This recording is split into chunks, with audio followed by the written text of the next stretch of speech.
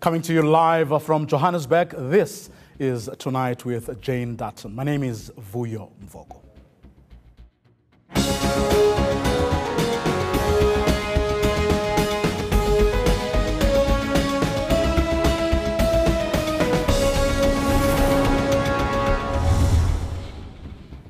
These are your top stories. Police say they are still searching for those responsible for firing live bullets during the protest. Earlier, residents brought the area to a standstill, demanding that Police Minister Bheki Cele address them. A woman died in the crossfire during a shootout yesterday. A 10-year-old relative was also injured. Residents say they have had it with shootings and killings in the area. The vehicle was approaching in the direction where we've closed off the road, and the community asked him just to turn around. But it's a vehicle with blood bank stickers, a white Hyundai i10 or i20. Before he even turned, he took out his firearm and started shooting at our people. And this is what we are living with in this community, that people take us for nothing. I mean, any person today, I've seen it on TV, they've seen the roads are closed, there's a lot of children here. How can you take out a firearm and shoot people when we are demonstrating against this violence in our communities? That shows what people think about our people. They do not even consider us as human beings now to shoot at our children and our people here now. Facebook says an attack on its computer network has exposed the personal information of nearly 50 million users. The company was alerted to the breach this week, discovering that attackers had exploited a feature in Facebook's code that allowed them to take over user accounts. CEO Mark Zuckerberg says Facebook is working to strengthen its security systems. More than 90 million users were forced to log out of their accounts today, a common safety measure taken when accounts have been compromised. More news at 9. Right now, let's go to Jane in Buenos Aires. Football is the largest and most popular sport in Argentina by a long way, and rugby union has to compete with it for viewership and sponsorship. Obviously not easy during these difficult economic times. To talk about this more is head of the rugby union, Marcelo Rodriguez. Very nice to meet you. Very nice to meet you. How difficult is it to operate at the moment where everyone's looking for money?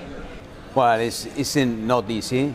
We must work along a lot with our values to put some difference in the interest of the sponsorship and the broadcasters too.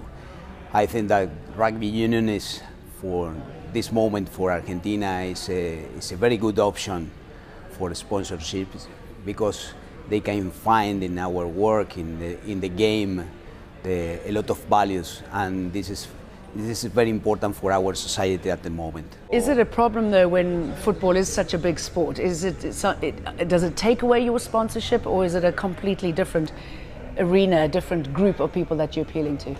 Well, it's a different group of people, because our product is more related with the family, is more near for the kids and for the families.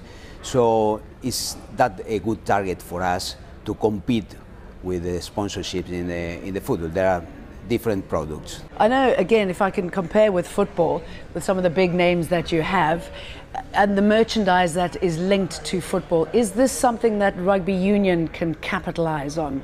The shirts, for example? For example, I think that the rugby union is able to make some events in a venue without problems between the fans from one team or from the others. In Argentina, we have a lot of problems between the fans in the field, in the venues. But in rugby, it's different. If you go to see a match, you are going to see a mother with a child or a grandfather with a grandson going together. The two games, the two teams come together to the field, and we have no problems between. We have no violence. Is that across the economic spectrum? I mean, can everybody afford to go to rugby in Argentina? No, I think that at the first moment it was a difference between the people who came to see a game of rugby. Perhaps in the first years of the rugby in Argentina, the people who was more near to the rugby union was people that became from a higher society. But now the rugby is in everywhere, every province, and with people with every condition, economic condition. Have you had to make it more affordable in order to get that sort of support? Yes, of course, yes. Yes, we work very hard going to the different provinces of Argentina. We work very hard with the unions in the different provinces, and also with some social programs. We are working hard because we think that we must include people from all the levels of the society. We are working with poor people. We are working with the child that they have no conditions to practice some sports, and also we are working too with people who is in the jails, because Argentina has the same people went in and went out the jail. So we prove a program with them, and I should imagine that's very effective. Yes. I know Nelson Mandela said sport is a tool for change. Yes, we inspired Mandela. Mandela inspired all the sport in the world, because he could make some very deep transformations in the society. So we are following that style. So, for example, that people is who practice rugby union in the jail, they don't come back to the jail. They can find an opportunity. They feel that they are not alone. They are not rejected for the society. So they feel included. So there's a strong social program within rugby union here. Yes, of course. And the players who do make it within the rugby union, how easy is it for them to cross over into other bigger teams, and do they ever come back? Well, the first condition in Argentina, we have our rugby union is amateur. We have just a little group of players that play professional rugby. That players are who play for Jaguares, is our Super Rugby team, and for Pumas. But all the other players, we have more or less 120,000 players in all the country. They are all amateurs, and just 40 or 50 players are professional. But we have a system distributed in the whole country that we can identify the players who have some talents, some skills that are different. We can teach them, we can enforce their skills, and if they have good conditions, we can put them in our national teams. You know, that is the way they form.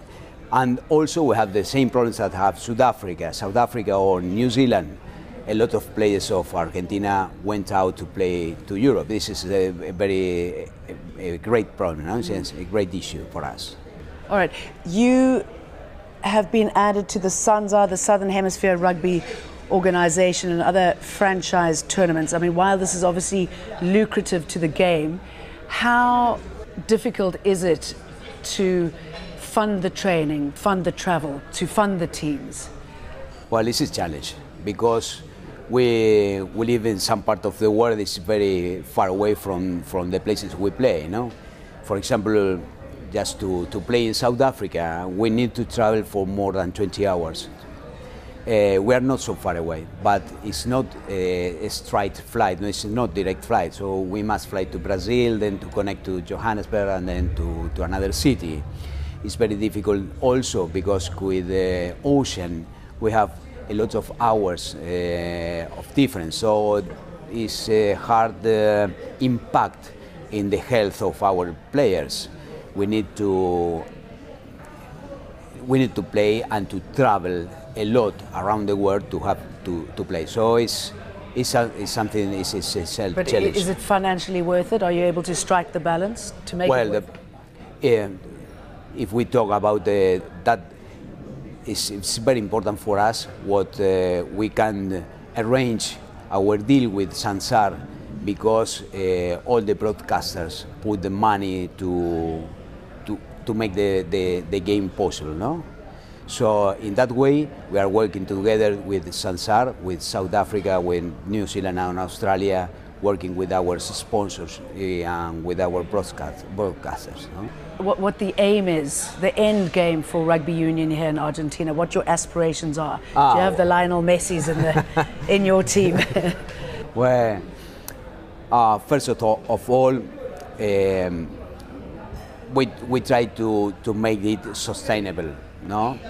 And to make it sustainable, it's not just a financial issue, it's a challenge with the result of the game. We must be a competitive team. We must win. Sometimes we must have good games, we must play, we must have good players and good staff too. So that is the way that we are, in that way we are thinking. We are not thinking for the moment to be the rugby championship champion, because we know that New Zealand is 2 steps up of Argentina, Australia the same, and South Africa the same. But we think that if we go on competing with in Super Rugby and Rugby Championship, at the end of the day, we are going to be a better team. We played 2 games to South Africa this year.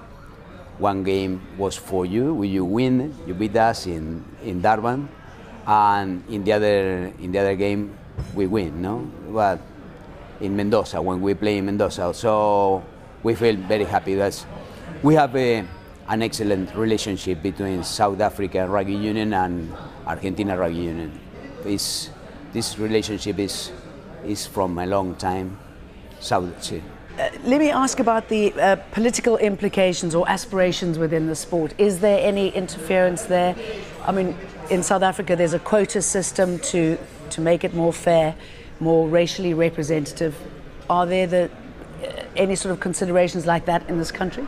No. The only problem we have in this country to play rugby union is that for the moment it's not possible to play in the school, and this is something that is a problem, yes. Right. But we have no other problems to play rugby.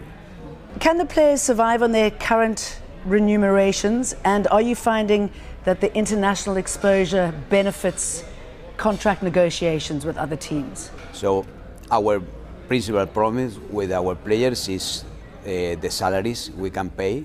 We cannot pay the same salaries that they can. They play the teams from Europe.